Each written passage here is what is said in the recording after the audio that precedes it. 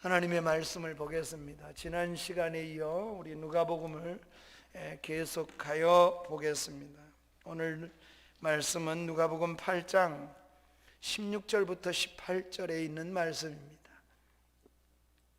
짧은 석절이지만 우리 마음에 말씀을 깊이 사랑하는 마음으로 함께 읽겠습니다. 누구든지 등불을 켜서 그릇으로 덮거나 평상 아래 두지 아니하고 등경 위에 두나니 이는 들어가는 자들로 그의 빛을 보게 하려 함이라. 숨은 것이 장차 드러나지 아니할 것이 없고 감추인 것이 장차 알려지고 나타나지 않을 것이 없느니라. 그러므로 너희가 어떻게 들을까 스스로 삼가라. 누구든지 있는 자는 받겠고 없는 자는 그 있는 줄로 아는 것까지도 빼앗기리라 하시니라. 아멘. 아멘. 오늘 본문을 여러분이 이해하기 위해서 지난주에 전해진 말씀을 새김을 하셔야 합니다. 영상으로 예배하는 여러분, 또 함께하는 모든 분들이 지난주의 설교를 한번 여러분 생각해 보십시다. 하나님, 예수님께서는 우리가 말씀을 받는 마음의 밭과 같음을 가르쳐 주셨습니다. 밭의 비유를 설명해 주시고 그 밭의 비유 끝에 또 다른 비유를 주님이 지금 전하시는 겁니다. 그것이 우리가 함께 생각할 등불의 비유, 등경 위에 등불이라고 하는 예수님의 가르치심을 우리가 생각하고자 하는 겁니다. 그러니 예수님께서 지난주에는 말씀의 씨앗이 어떤 밭에 떨어지느냐에 따라서 결실이 달라질 것을 말씀해 주셨다면, 오늘은 그 말씀의 씨와 같은 것, 그 씨앗을 다른 비유로 설명을 하시는 겁니다. 그 자체, 말씀 자체가 등불과 같다는 겁니다. 등불의 비유는 바로 등경 위에 든 등불은 예수님께서 12유 후에 더 심화 있게 깊게 그리고 중요한 따로 그 씨를 등불로 비유해서 가르쳐 주심이라고 할 수 있겠습니다. 따라서 주님이 말씀하시는 이 등불의 역할을 우리가 생각하며 하나님의 말씀이 등불과 같은데 얼마나 귀한 역할을 하는가에다가 초점을 맞추어서 말씀을 우리가 듣고 또 그 말씀을 주시는 은혜를 입어야 되겠습니다. 첫 번째로 우리는 등불을 켜는 이유를 좀 생각해 보려고 합니다. 등불이 역할이 있는 겁니다. 등불을 켜는 데는 다 이유가 있지요. 그 등불에 켜는 이유가 무엇이라고 주님은 가르쳐 주셨습니까? 16절에 보면은 예수님께서 등불을 켜서 그릇으로 덮어두거나 또는 상 밑에다가 두지 않는다는 겁니다. 등불은 역할이 있습니다. 그걸 켜는 역할은 뭐 하기 위해서요? 어두움을 밝히기 위해서라는 겁니다. 따라서 등불을 켜서 어디 숨기지 않습니다. 오히려 등경 위에 높은 곳에 등불을 두어서 온 집안이 들어오는 사람이 다 밝게 보게 하기 위해서 등경 위에 둔다는 겁니다. 말씀대로 16절에 그 빛을 보게 하기 위해서 그런 겁니다. 따라서 등불 이야기도 하시지만은 사실은 등불이 어느 위치에 있느냐 하는 그 위치에 대한 이야기를 주님이 지금 다 맞추시고 계신 것입니다. 등불의 역할을 잘 하기 위해서는 등불이 바로 높은 등경 위에 위치를 해야만 하는 것입니다. 어두움을 밝히기 위해서는 적절한 등경 위에 그렇게 놓일 때에 그 빛이 효율성 있게 또 효율 있게 드러나게 된다는 것입니다. 말씀을 전하는 자가 설교자겠지요. 말씀을 선포하는 것은 등불을 높이 들어서 이게 중요합니다. 또 하나님의 말씀의 귀중성을 알고 그것을 세우는 것과 같아 등불 위에 올려놓는 것과 같은 역할을 해야 하는 것입니다. 설교자는 결코 등불 그 자체가 아닙니다. 등불은 말씀만이 등불인데 그 말씀을 등경 위에 가장 적절한 자리에 올려놓는 역할은 오늘날 같으면 설교자가 해야 할 것입니다.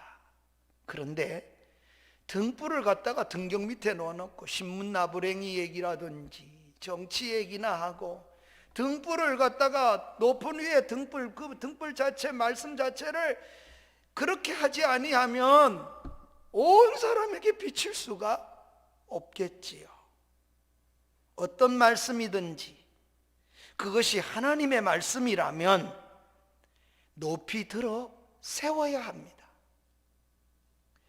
그래서 오늘 설교자는 등대지기와 같은 역할을 사실은 하는 겁니다. 말씀을 높은 곳에 들어 이 말씀의 귀중성을 알고 그렇게 들어서 참으로 말씀을 설교자가 등경 위에 둘 때 말씀을 증거를 그렇게 할 때 어떻게 되겠습니까? 그 말씀을 듣는 사람, 그 빛이 비추는 것처럼 그 말씀을 받는 사람이 들으면서 아, 그런 뜻이구나, 이 말씀이 그런 의미구나, 그래서 끄떡끄떡도 하겠죠. 마음에 동의를 하겠죠.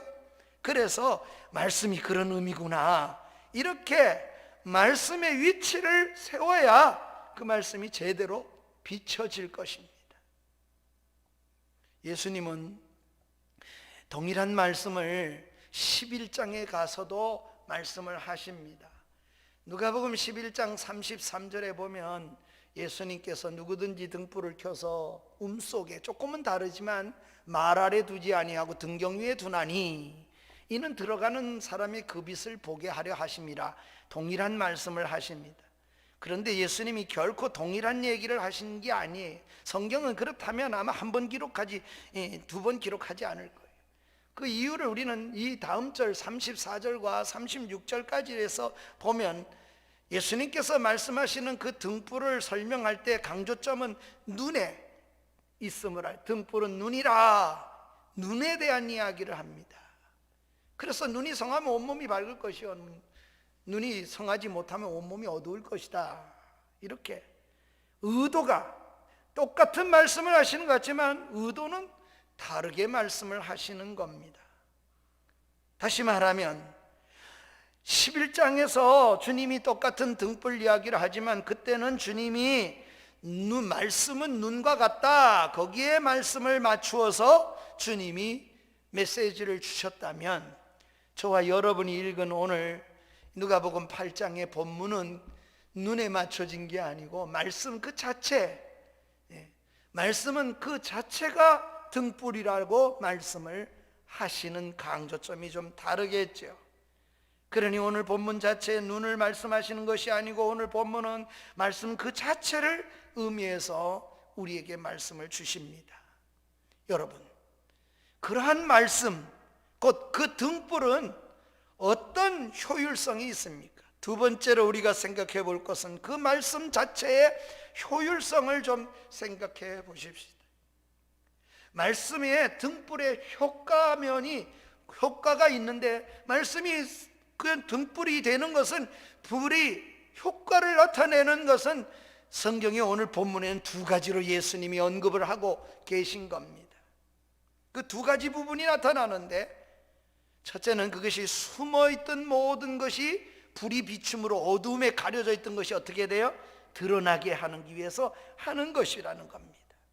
또 이 불이 비추어지면, 등경 위에서 비추어지면 어떤 현상이 일어나는가, 어떤 효과가 일어나는가 하면 소위 우리가 흔히들 말하는 부자가 더 부자되고 가난한 사람이 더 가난한 사람, 부익부 빈익빈의 현상이 나타나게 된다고 주님이 가르쳐 주시는 겁니다.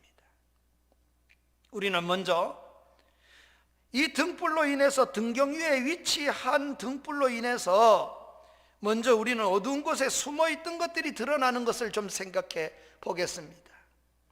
말씀이라는 등불 앞에 모든 영적인 어두움은 드러나게 되어 있습니다. 죄도 드러나고 숨어있던 악한 것들이 말씀을 듣는 가운데 또는 말씀 앞에 다 드러납니다. 빛이라고 하는 것은 이렇게 역할이 있는데 드러내게 하는 역할을 합니다. 예컨대 성경에 있었던 한 사건을 우리가 여러분 생각해 보시기 바랍니다. 예수님의 말씀 앞에 돌을 들고 어떤 사람을 죽이려고 그렇게 나는 어떤 죄인을 향하여 분노가 일어나고 마음의 분개함도 있는 그런 사람들이 말입니다. 그런 사람들이 다 돌도 내려놓고 예수님 말씀하시는 것 듣고 물러갔다는 이야기가 성경에 있습니다. 이것이 요한복음 8장에 보면 바로 현장에서 간음죄를 범하다가 남편이 있겠죠, 간음죄니까. 그런데도 불구하고 못된 짓을 하는 여인이 붙들려 왔습니다. 모세는 이런 사람에 대해서 율법에는 돌로 쳐 죽이라 그랬습니다. 그래서 예수님이 사랑 얘기를 하니까 예수님에게 돌로 쳐 죽여야 되겠지 않냐, 모세법을 가지고 예수님에게 왔습니다. 사실은 예수님을 시험하기 위해서 그런 짓을 하는 것입니다. 그때 우리 주님은 이렇게 말씀하십니다. 누구든지 죄 없는 사람이 먼저 돌을 들어 치라. 누구든지 죄 없는, 너희 중에 죄 없는 자가 먼저 돌을 들어서 치라. 주님의 말씀 앞에, 이 등불 앞에 모든 다른 사람들이 다른 사람의 죄를 지은 그 현장에 그 여인의 죄만 들여다 보이던 그 사람들이 갑자기 자기 자신이 보이기 시작했습니다. 말씀이 역할이 나타났어요. 등불에 효과가 나타났습니다. 마음에 비춰지는 것이었습니다. 그랬더니 말씀의 등불이 그들을 환하게 비치자 그 말씀의 빛 앞에서 자신을 발견한 사람들이 어떻게 했다고 성경이 말합니까? 양심에 찔린 사람들이 하나 둘씩 슬그머니 돌을 내려놓고 다 물러갔다고 했습니다.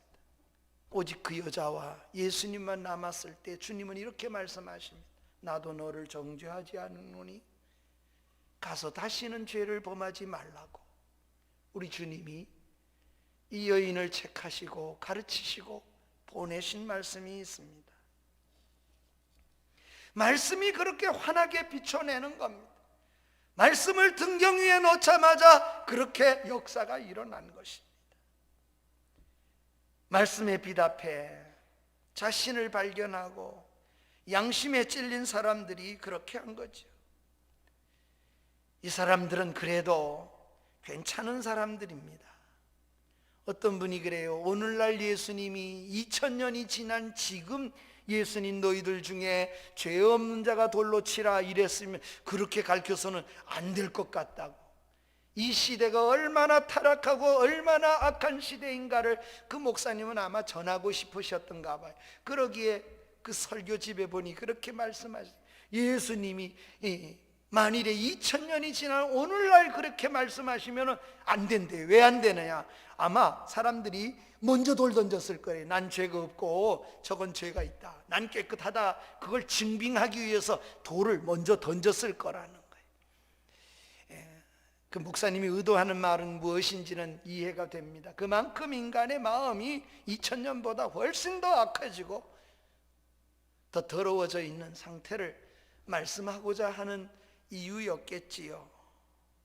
어떻게 보면 그래도 그 사람들은 괜찮은 사람들입니다. 왜? 아직도 희망이 있는 사람들입니다. 말씀이 비치자 양심의 가책을 받고 슬그머니 돌도 내려놓고 그 자리를 피하는 이 사람들, 그래도 아직도 하나님의 말씀 앞에 세울 수 있는 희망이 있는 사람같이 보여진다 그 말입니다. 뻔뻔스럽게 양심의 가책도 없고 얼굴을 똑바로 세우고 사는 사람들이 이 땅에 얼마나 많아지는지 모릅니다. 그것이 오늘날 시대입니다. 그러나 여전히 우리는 말씀을 등경 위에 놓아야 합니다. 사랑하는 성도 여러분, 어두운 우리의 내면을 정말 비추는 빛이 있는데 우리의 내면을 비추는 것은 말씀입니다. 그래서 등불 그 자체를 지금 주님이 설명하는 겁니다. 우리는 씨 뿌리는 밭에 대해서는 갈아 뒤엎고 기경하면 된다고 했습니다. 그러나 오늘은 씨앗에 대한 것을 다른 비유로, 빛의 비유로 주님이 심화시켜서 다시 말씀을 주시는 것입니다. 빛이 비추면 나의 부끄러움이 드러나게 만들어 놓기도 합니다. 여러분, 말씀 앞에 자신을 세우고 말씀 앞에 서면 죄도 드러나고 부끄러움도 드러나니까 빛을 피해 숨으면 좋겠다. 빛을 피해 가지고 우리는 빛 가운데 가지 말자. 그러면 이런 일은 일어나겠지요. 우리가 참으로 부끄러움은 또 그 죄는 가려지고 빛에 서질 않으니까 드러나지 않겠지요. 숨기는 것은 해결될 수 있을지 몰라요. 또 숨겨질는지는 몰라요. 그러나 그 문제를 절대 해결함을 받는 일은 일어나지 않을 것입니다. 그러면 우리는 어떻게 사는 존재가 될까요? 아마 이렇게 살게 되겠지요. 거룩한 척하고 말씀 앞에서 참으로 거룩한 척하고 깨끗한 척하고 그리고 성도인 척하고 우리가 뻔뻔스럽지만은 우리는 그런 것이 하나도 고쳐지지 못하면서도 여전히 믿음대로 사는 사람처럼 그렇게 양심을 속이며 살아내는 그런 사람이 되어 가겠지요. 그러면 우리는 참으로 진정한 그리스도인의 삶을, 건강한 삶을 가꾸지는 절대로 못할 것입니다. 그러기에 빛 대신 주님 앞에, 빛 대신 말씀 앞에 부끄러워도 나를 드러내는 것이 복입니다. 이것이 하나님의 말씀이 하는 일이기 때문에 그렇습니다. 말씀이 나의 모자라는 부분에 대하여 지적하고 말씀이 나의 참으로 채찍질하는 그런 순간이 내게 있다 할지라도, 저 말씀 누가 찔러가지고 목사님이 저렇게 말하나 이렇게 들려진다 할지라도 말씀을 그 채찍질 앞에서 속상해하지 마시기를 바랍니다. 만일에 그 전도자가 공격하기 위해서 그렇게 하면 그 공격자를 하나님이 어느 날은 안 쓰실 거예요. 의도적이라면. 전 그렇게 믿습니다. 그러나 정말 그렇게 했더라도 다른 사람, 우리 이런 말이 있잖아요. 사람이 어떤 사람이 나쁘게 말했더라도 찰떡같이 알아듣자, 그런 말들을 하지요. 그런 심성으로 서는 것은 복이 있는 것 같아요. 우리 모두가 채찍질할 때 속상해하지 맙시다. 그것을 잘 받으셔야 될 이유가 있습니다. 내게 유익이기 때문에, 내게 복이기 때문에 그렇습니다. 말씀에 등불 앞에 서면 나의 약한 부분이 보이고 나의 감사할 부분도 나타날 것입니다. 그렇게 자기를 말씀 앞에 세우는 게 중요합니다. 말씀의 역할은, 말씀의 효율성은 모든 집안 사람을 비추게 하기 위해서 그리 하신다는 그 주님의 이 효과성에 대한 말씀을 주님이 하십니다. 또 하나의 효과성이 있다고 합니다. 그게 뭡니까? 한번 따라서 영적으로 부익부 빈익빈의 역사가 일어난다. 경제적인 그런 얘기를 써서 좀 죄송합니다만 그렇습니다. 있는 사람은 더 있고 없는 사람은 그 있는 것까지도 빼앗긴다는 겁니다. 주님이 이렇게 말씀하시는 거예요. 그러니 이런 현상이 빛의 역할 속에 나타나는 참으로 효력이라, 효과다, 그렇게 말씀을 하시는 겁니다. 18절입니다. 우리 18절은 같이 읽겠습니다. 시작. 그러므로 너희가 어떻게 들을까 스스로 삼가라. 누구든지 있는 자는 받겠고 없는 자는 그 있는 줄로 아는 것까지도 빼앗기리라 하시리라. 이해하기 참 어렵지만은 그러나 간략한 말씀입니다. 말씀을 잘 듣고 잘 받아야 한다는 겁니다. 주님의 말씀의 이 본질의 뜻은 부익부 빈익빈의 현상이 있기 때문에 그렇다고 말씀을 주님이 빛의 효력에 대해서 효과에 대해서 말씀을 지금 그렇게 하고 계시는 겁니다. 돈이 많은 사람이 돈을 버는데 더 잘 버는 현상이 있습니다. 자본주의에서는 그렇습니다. 그런데 영적인 면에서도 빈익빈 부익부 현상이 있다고 주님이 말씀을 지금 하시는 겁니다. 영적인 부익부, 영적인 빈익빈 현상이라고 할 수 있습니다. 말씀을 들으면 기뻐하고 그 말씀 앞에 반응하고 그리고 그 말씀대로 살아서 열매를 맺는 사람은 계속 말씀의 맛을 알아가기 때문에 이 사람은 어떻게 되냐? 그가 알기에 그걸 계속 찾게 된다는 겁니다. 그리고 그것을 통해서 더 풍성해지는 말씀의 사람이 되어져 간다는 겁니다. 말씀의 맛을 아는 사람은 자주 그 말씀을 접하면서 영적으로 더 건강해지는 것입니다. 그러나 그 맛을 모르는 사람은 교회 올라와도 그렇겠지요. 지루하지요. 설교 시간이 왜 이렇게 길어? 12시가 넘었는데도 아직도 목사님 안 끝났네. 그 생각만 나지 않겠습니까? 말씀의 효과를 모르는 사람은 더 풍성해질 수가 없어요. 그러니 효과를 본 적이 없는 사람은 말씀에 점점 더 멀어지는 경향이 일어난다는 것입니다. 오히려 그 사람에게 말씀은 더 필요하냐 안 필요하냐 그러면 그 사람이 더 필요한 사람이에요, 사실은. 그런데도 불구하고 기이한 현상이지만 그 사람한테 더 필요한데도 불구하고 오히려 잘 안 되는 것을 지금 말씀하는 겁니다. 저는 이것이 마치 운동하는 사람에게 나타나는 현상과 비슷하다고 생각합니다. 코로나19로 인하여 저도 평상 30여 년을 아침에 새벽기도 6시 조금 넘어 내려가면 1시간에서 1시간 반을 새벽기도하고 잠잔 적이 없습니다. 반드시 또 그리고 1시간 반 후에 아침 먹고 성경 읽는 시간을 10시 반까지는 빼앗기기 싫어서 전화도 꺼놓든지 아예 안 받습니다. 그렇게 하는 시간을 언제나 그 시간을 잘 사용하는 것이 너무 소중하잖아요. 그러니까 그 시간을 언제나 헬스로 65kg으로 그냥 맞춰놓고 동일하게 지나왔어요. 그러나 코로나19 때문에 제가 또 총회 감사부장을 하면서 그럴 시간이 없으니 총회 올라가기가 바쁘니까 아침에 운동할 시간을 도무지 못 가요. 그러니 얼마나 몸이 늘어나는지 무려 72kg까지도 제가 늘어났습니다. 단 1년 조금 넘는 사이. 그래서 이거를 빼야 되겠다 생각해서 몸을 다시 65kg로 그렇게 해서 한 것이 집에서 뛰는 겁니다.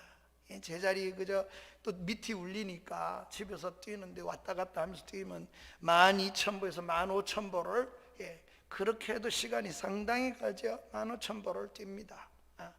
그렇게 하면 그러니 살이 빠지세요. 그러니 오히려 콜레스테롤도 내려가고 혈압도 내려가고 다 정상치로 돌아왔습니다. 사랑하는 여러분, 근데 몸이 비대해지고 72kg가 되면 살을 빼야 되는데 이상한 일은 그건 다 아는데도 불구하고 밥만 먹으면 눕고 싶고 더 먹고 싶은 건 더 많아지고 이상한 현상이 일어나는 겁니다. 자꾸 비대해지는 쪽으로 오히려 가면 같지 그렇게 되어지는 것이 훨씬 더 어렵다는 거라서. 그러니 몸에 체득적으로 될 때까지는 그렇게 되기가 쉽지 않습니다. 꾸준히 운동을 하는 사람은 계속 건강을 유지할 수 있습니다. 그러나 힘들고 약해서 못하는 사람은 계속 힘들고 약해지는 경향이 있는데 그렇게 안 돼야 될 사람이 더 계속 그렇게 된다는 겁니다. 몸이 너무 비대한 분들은 살 빼야지 다이어트 해야지 이렇게 말하면서도 실제는 그렇게 합니까? 더 먹습니다. 더 나빠지는 경향으로 자꾸 가는 거죠. 동일한 비슷한 원리가 있다는 겁니다. 영적으로는 건강해지고 든든해서야 하지 않겠습니까? 그래서 세상에서 승리의 삶을 살고 하나님 앞에 영광된 삶을 살아야 하지 않겠습니까? 돈은 좀 없을 수도 있습니다. 또 공부라는 것도 너무 늦게 시작하면 기회를 놓치면 뒤늦게 공부한다는 게 얼마나 어렵다는 것을 나이 들어서 공부를 해보면 압니다. 아무리 얘기해도 젊을 때는 잘 안 돼요. 거의. 그래서 책을 읽어도 40 되기 전까지 얼마나 읽어내려고 밤잠을 설쳐가며 죽으라고 읽어냈습니다. 그러니까 40 넘어서라도 조금이라도 읽은 책을 써먹는 거지요. 나머지는 그렇게 소비하다 가는 것 같아요. 또 그렇지 않으면 읽어도 발 빠르게 그 인용을 하지 않으면 언제 읽었는지 기억도 잘 안 나니까 금방 잊어버리니까. 공부라는 것도 뒤늦게 하면 어려울 수 있습니다. 그러나 사랑하는 여러분, 한 가지 은혜가 있습니다. 영적으로는 언제든지 가능합니다. 말씀은 언제든지 시작이 가능합니다. 그리고 말씀의 효과는 앞에 2가지를 말씀드렸지만 언제든지 그 효과를 볼 수 있도록 하셨습니다. 저는 하나님이 그런 면에 참 감사합니다. 우리가 살 수 없는 너무 큰 은혜 같은 거, 돈이 있는 사람이 공기를 사서 먹는다 그러면 우리도 만약에 그렇다면 돈 없는 우리는 어떻게 그걸 사 먹겠습니까? 우리가 필요한 모든 거는 물이든 공기든 다 하나님이 그냥 주시듯이 언제라도 우리는 할 수 있는 은혜가 있습니다. 그것이 영적인 하나님의 말씀의 효력을 보는 면입니다. 몸에 좋은데, 그런데 우리는 이렇게 살 수 있어요. 몸에는 좋은데 맛이 없어서 못 먹겠다고, 몸에는 좋은데 냄새가 싫다고 안 먹는 사람들 있잖아요. 그런 경우 있잖아요. 건강식이 된다는데 그거 싫어서 안 먹는 사람 있잖아요. 몸에 좋은 것을 아는 것이 그 사람의 그걸 지켜주는 게 아니라는 걸 우리가 말씀을 통해 계속해서 배워야 합니다. 그렇게 계속 거부하면 어떻게 됩니까? 그 영향을 섭취는 불가합니다. 아는 것 때문에 섭취가 저절로 되는 것은 결코 아닌 겁니다. 하나님의 나라도 동일한 원리가 있습니다. 말씀이 매우 좋지만 지적하고 깨우치기 위하여 채찍질하는 말씀이지만 이 영적의 말씀을 귀하고 또 귀하게 가치 있는 것이지만은, 사랑하는 여러분, 우리가 말씀을 들으면서 그 말씀은 내 취향이 아니야, 그 말씀은 참으로 나하고 상관이 없어, 그래서 우리가 거부하는 한 결코 하나님의 말씀의 효과를 경험하거나 하나님의 은혜의 말씀의 능력을 체험할 수는 없다는 말씀입니다. 따라서 우리 모두는 하나님의 말씀의 부익부 빈익빈의 효과도 생각해야 되고, 또 말씀 앞에 모든 것을 드러내는 효과의 말씀을 늘 생각하고 살아야 합니다. 주님은 이렇게 말씀합니다. 그래서 우리 주님께서 들을 때 어떻게 하라고요? 참으로 주의 있게 들으라고 말씀하시는 겁니다. 이제 마지막 3번째로 우리는 등경 위에 있는 말씀을 좀 생각해 보십시다. 말씀은 오늘도 이런 말입니다. 오늘날도 등경 위에 있어야만 하는 겁니다. 더 말씀을 등경 위에 놓으려고 전하는 자는 등경 위에 놔야 합니다. 그래서 듣는 모든 사람들이 그 말씀이 모두에게 비춰지도록 하는 모습은 전하는 자에게도 있어요. 그래서 부지런히 아무나 선생되지 말라고도 말씀하시고, 그래서 하나님 말씀 이거 하나밖에 몰라, 그래서 그거 하나를 등경 위에 드러내 놓으면 말씀이 하십니다. 그 다음에는 말씀 자체인 사람이 하는 게 아니에요. 그렇게 하면 더 풍요해지고 더 넉넉해집니다. 우리 모두가 한번 따라합시다. 말씀에 부자가 되자. 말씀에 부유한 사람이 됩시다. 말씀에 부유하게 누리셔야 합니다. 경제적으로는 넉넉하지 못할 수도 있어요.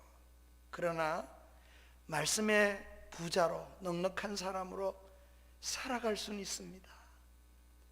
이것은 돈이 필요하지 않습니다. 여러분, 예수 믿는데 돈 없으면 못 믿겠다는 그 말 제발 거두십시오. 하나님의 말씀 앞에 그런 말을 내려놓는 것은 말씀이 아주 기본적인데 들어가지도 못해서 그렇습니다. 돈이 필요치 않습니다. 겸손한 마음만 있으면 됩니다. 간절한 마음만 있으면 충분합니다. 거부하면 영적으로 가난해집니다. 있던 것조차도 잃어버립니다. 계속 가난해지고 있는 것마다 다 잊어버리는 어리석은 삶을 산다면 누가 손해겠습니까? 우리 손해죠.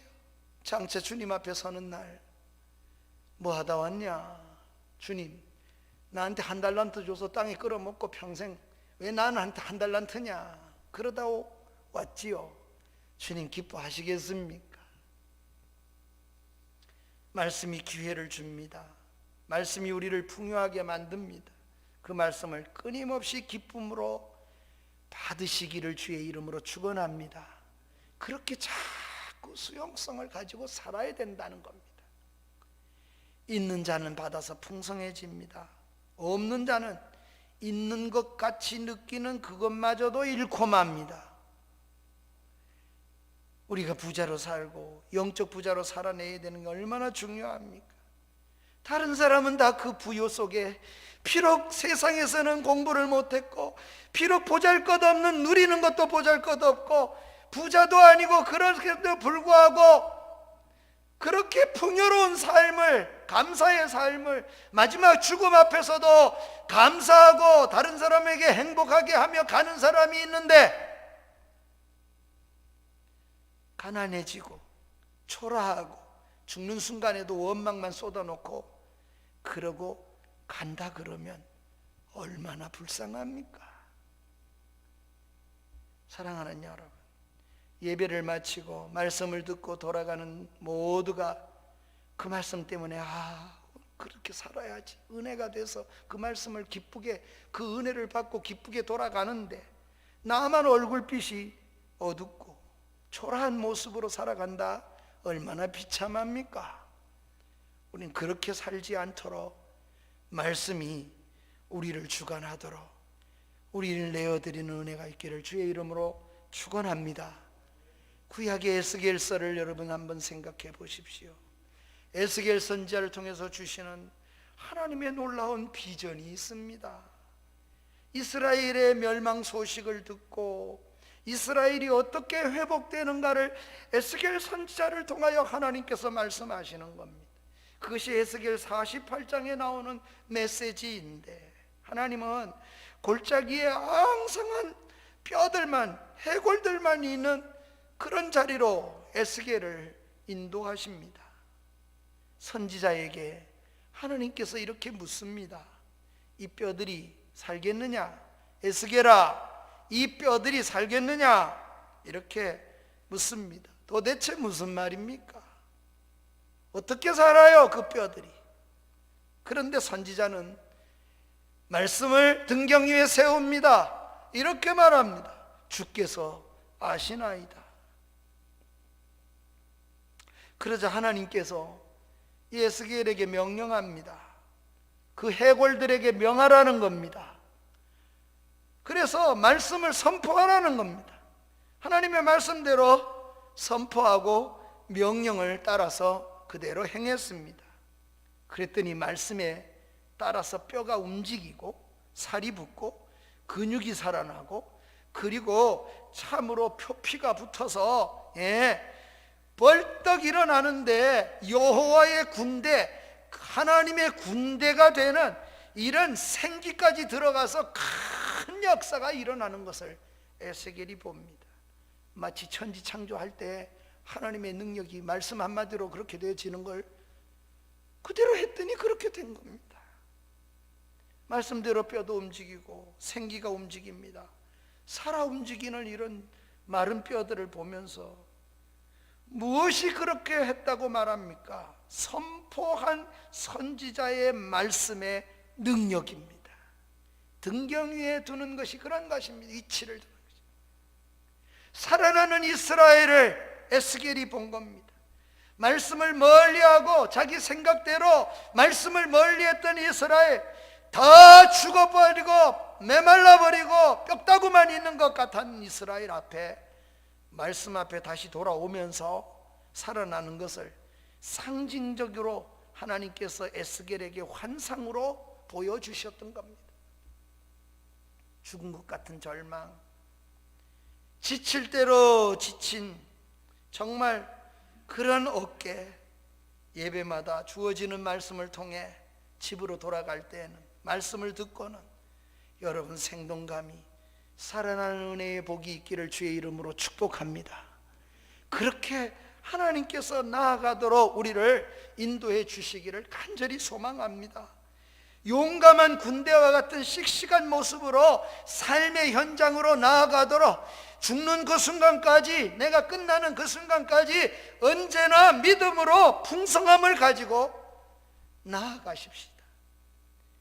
그리고 하나님의 사람이라는 그 얼굴의 달라짐을 가지고 살아내십시다. 움직이긴 하는 것 같은데 피골이 상접하고 죽은 사람 같고 힘없는 발걸음, 정말 답답하지 않습니까? 왜 저렇게 인생을 살까? 참 답답해 보이지 않습니까? 생동감 있게 살아내는 이 시대의 하나님의 사람이 되십시다. 주님은 바로 그 핵심의 말씀, 지난 주간은 받는 밭에 대해서 주님이 말씀하셨다면, 오늘은 등경 위에 도의 위치에 있어야 할 말씀이 어떻게 되어지는가를 구체적으로 우리에게 말씀해 주셨습니다. 따라서 우리도 말씀의 등불 앞에서 계속 풍성해지는, 부익부에 풍성해지는 은혜가 있어지기를 주의 이름으로 간절히 축원합니다. 이 말씀을 우리 기억하면서 다 같이 일어나서서 546장 찬양을 드리겠습니다. 주의 약속하신 말씀 위에 우리